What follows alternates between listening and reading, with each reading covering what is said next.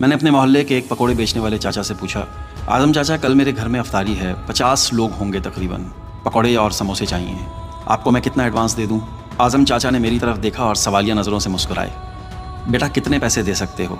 मुझे ऐसा लगा जैसे चाचा ने मेरी तौहीन की है। मुझे एक अरसे से जानते हैं, उसके बावजूद मेरे सवाल पे उन्होंने मुझसे एडवांस मांगा। मुझे अपनी बेइज्जती महसूस हुई। मैंने असल कीमत से ज़्यादा पैसे निकाले और चाचा के सामने रख दिए।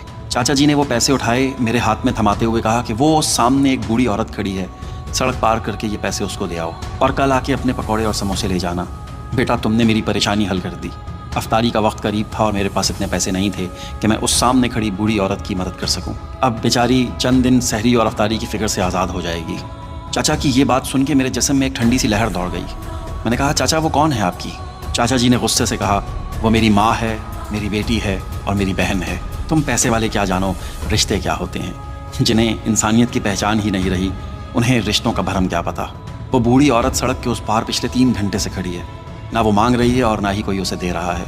तुम लोग सिर्फ भूखा रहने को रोज़ा समझते हो और पेट भरे रिश्तेदारों को अफ्तार कराकर समझते हो कि तुम लोगों ने सवाब कमा लिया। अगर रोज़ा रख कर भी ये एहसास नहीं जागा तो ये रोज़ा नहीं, सिर्फ भूख है, भूख। चाचा की ये बातें सुनकर मैं बोझल कदमों से उस बुढ़िया की तरफ जा रहा था और सोच रहा था कि ये मेरे हाथ में जो पैसे थे ये मेरे नहीं थे, ये उस गरीब पकौड़े वाले के थे। मेरे पैसे तो पेट भरे रिश्तेदारों पर खर्च हो रहे थे और चाचा जी के पैसे अल्लाह की रज़ा को हासिल करने के लिए जा रहे थे। मैं सोच रहा था कि इस बुढ़िया में माँ, बहन और बेटी मुझे क्यों नहीं दिखाई दी। ऐ काश कि मैं भी चाचा की आंख से देख सकता।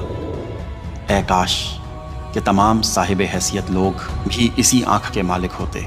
ऐ काश कि रमज़ान में हम पेट भरे रिश्तेदारों पर हज़ारों लाखों रुपया खर्च करने के बजाय उन लोगों के घरों में राशन डलवाएं जिनके घर में फाके हैं। आप देख रहे हैं P4 पाकिस्तान और मुझे कहते हैं आतिफ मसूद। देखते रहिए। शुक्रिया।